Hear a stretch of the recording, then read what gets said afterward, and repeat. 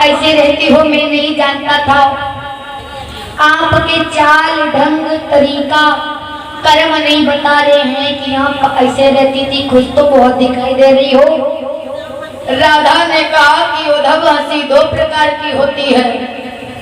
एक हंसी में गम होता वो गम की हंसी कही जाती है। एक हंसी में खुशी होती वो खुशी की खुशी कही जाती है। कहा तुम्हारे आंख में आंसू कैसे आए?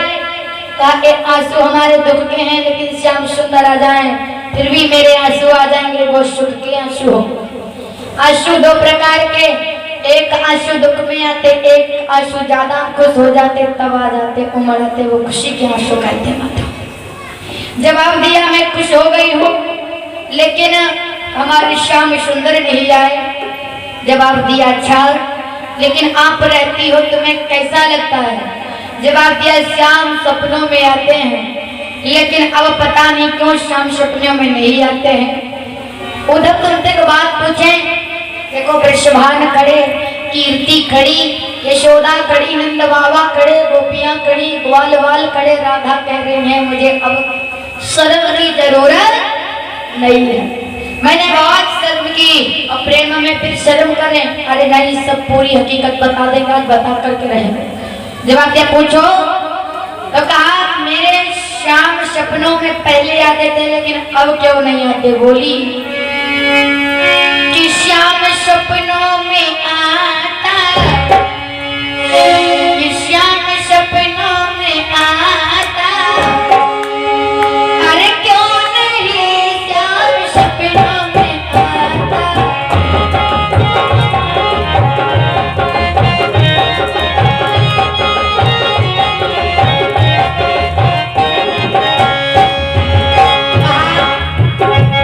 मेरे श्याम सपनों में नहीं आते हैं, आप बताओ कोई तरीका जिससे आए राधा रो रही है।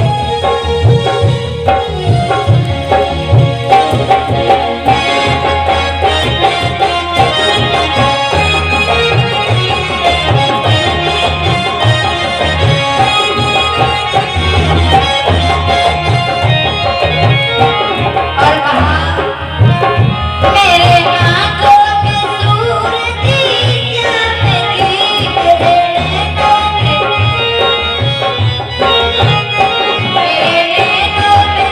सूरती चमकी,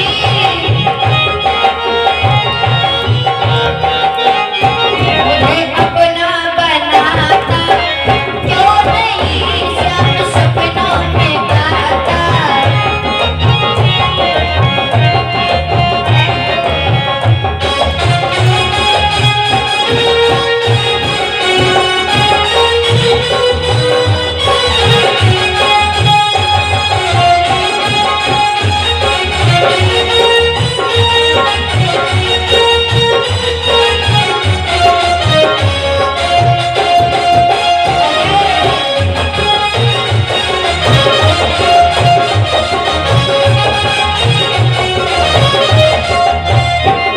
और कहा कान्हा की दीवानी मैं बनी, कान्हा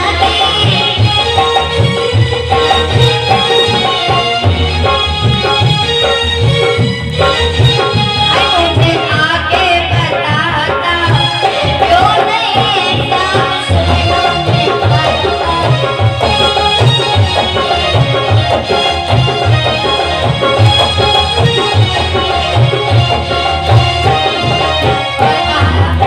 आए उद्धव, मेरी बात सुनो, मैं पागल हो गई श्याम की मैं आती हूँ।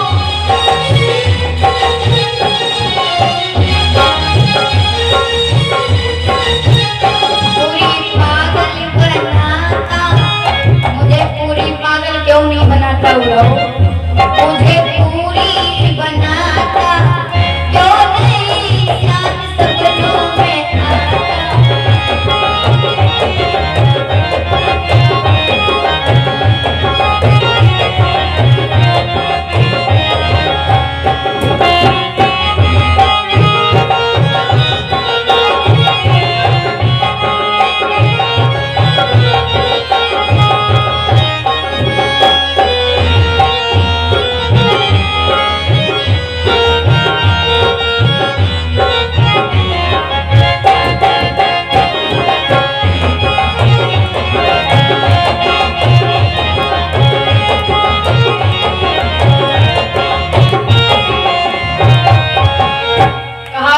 सपनों में आता, क्यों नहीं मैं आदि पागल हूँ, श्याम की पूरी पागल बनाता क्यों नहीं।